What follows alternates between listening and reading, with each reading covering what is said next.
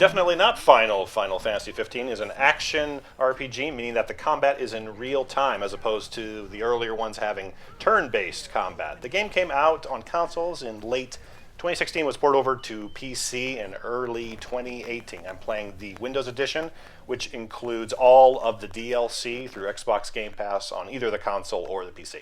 I'm familiar with the series. I played Final Fantasy IV way back in the early 90s, and that's been it. That one introduced an active battle system. But I played other games like Secret of Mana, Chrono Trigger. This one is going with 4 first-timers, and it is really true because it is in real time and action-oriented. You don't need to know everything going into it. You can gradually kind of learn the mechanics. There's pros and cons to this type of things.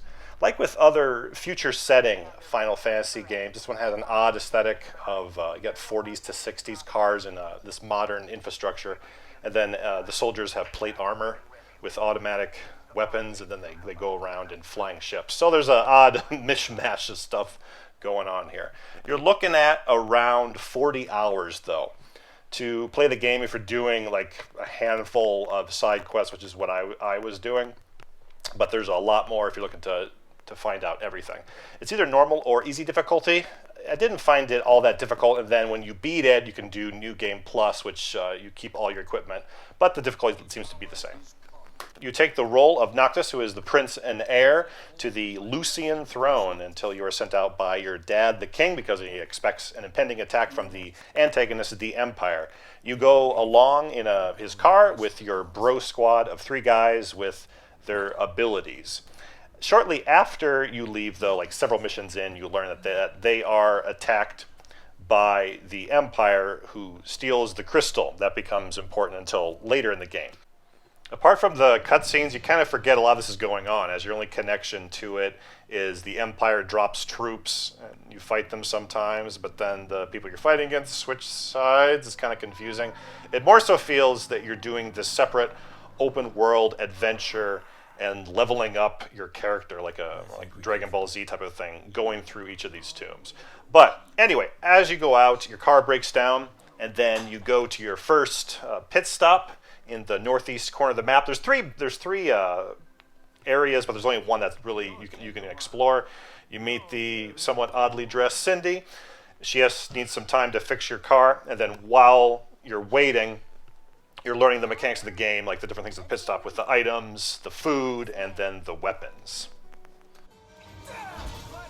So it's all in real time, and they've been going in this direction for a while. Even though I haven't played the recent games, I am familiar, like the artificial intelligence with your companions while the primary character that you're controlling. And you're doing that with this. You have the character that you're actually using. You're not, doing every single move, but you're deciding a weapon and deciding how to attack, and then your tech bar goes up, and then they do their attack, along with the management of the various items. You're stuck with those characters, apart from some other ones that will pop in. Sometimes you'll lose some of your companions depending on the mission. Like here I have a 4th guy, and he has his own tech bar at the bottom. These are pretty brief, though, and sometimes you're even by yourself. So this is a disappointment for me. Not really the controlling the character. I thought that was not going to be disappointing, but more so the cast you're stuck with. But it's focused on the same people throughout the game.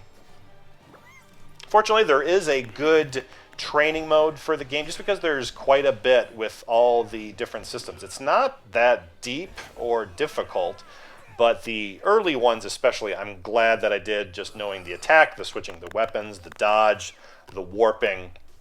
So something to check out before you play the game, and this is prompted right before you start too, if you want to do that, and then do each of the challenges.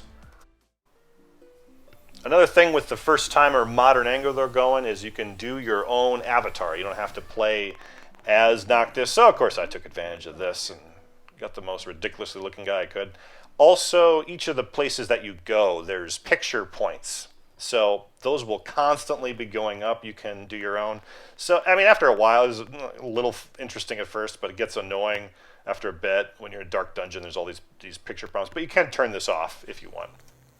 Besides combat, each of the characters have their own particular skill. Like, for instance, Noctis has fishing, and that, for instance, can be used as an ingredient. So another character can do the cooking part, and then you can do that at a campsite, which is another character that has a survival one. And then along the way, you're taking pictures with Optima, and these give you different experiences, or like the food that you eat for the day gives you like an attack bonus, a defense bonus, or other various attributes. And most of these, too, you're going to ignore. Like I did the fishing one time, and that was it. A lot of the fish I can just be buying. Survival isn't a huge deal, even photo is. The only thing is the cooking one. You want to be eating something, and then sometimes the ingredients. If you're at camp, those handful of times you can make it himself. But this isn't an overbearing thing at all. The magic aspect of the game can be assigned to any of the characters if you have them in a slot, but you're not normally going to be doing that. You want to have control over it. It's sort of finite. They have them in different locations. You have, it's elemental, lightning, fire, and ice. But you collect them, you fill up a jar, and then you're able to use an amount and store them and have them reserved to a slot like you would a weapon. It sounds like you're not going to have it too much, but you can always explore a map to find it. But really, this seems unnecessary. I think magic points would have been a lot better, because it ends up being more of a hassle to have to get them, and then even in the late game they just leave them lying around so you don't have to mess with them. It's kind of an excuse for exploration. Besides all the systems related to combat, the question is, how is the exploration of the game? And somewhat different than what I expected, and I think it comes from the game being in development too long and changing hands. It feels more dated with certain things, like collecting items. You'll see just a blue, like they love blue and white with the text and items that you'll see, and you just pick them up. They're just laying around, not in an interesting location at all. This extends to some of the transportation too, like with the car. You have to fill up gas. It costs nothing really, but you do it every now and then. And then the annoyance of the car being too far away, you have to get back, is removed too. You just kind of jump to it. So they know there's kind of a weakness here. The main fun part with this is looking for a monster that you're hunting. This is the best aspect when you're exploring the open map, those things that you stumble upon. But that's really about it. After you've gone to each of the towns, which they tell you to, so it's not really a surprise. As for the rest of it, it's more interesting to look at, but then in actually participating in it, it's limited to being interesting when you're fighting monsters. A lot of DLC. This game came out a while ago, and it covers each of your companions in their own chapter, along with the antagonist. This is all included. And then the 4-player co-op online, where you're playing a separate character. This is called Comrades. But keep in mind, this is only available until June, and they'll be replaced with AI, as they're not supporting the servers past that point. Any of the DLC portion I did not check out, as it is dependent on playing the game. You don't want to jump into this anyway without having played the full game. But if you are interested in this, let me know, and I can do another video just covering the DLC. But this is a good package because you get all of it with like Game Pass, or if you buy the game, and there is quite a bit here. But the enjoyment is dependent on if like the main game. I had one side mission where the last enemy was kind of glitched out, so it couldn't be completed. But the only glitch that I noticed otherwise was kind of later in the game. Some enemies were just standing there, and this was during their stealth type of a mission. This happened a couple times with only this type of an enemy. I just had like a few of them standing there, and I just walked around. But most of the other groups, though, did attack me. It's a look, don't touch type of a game overall.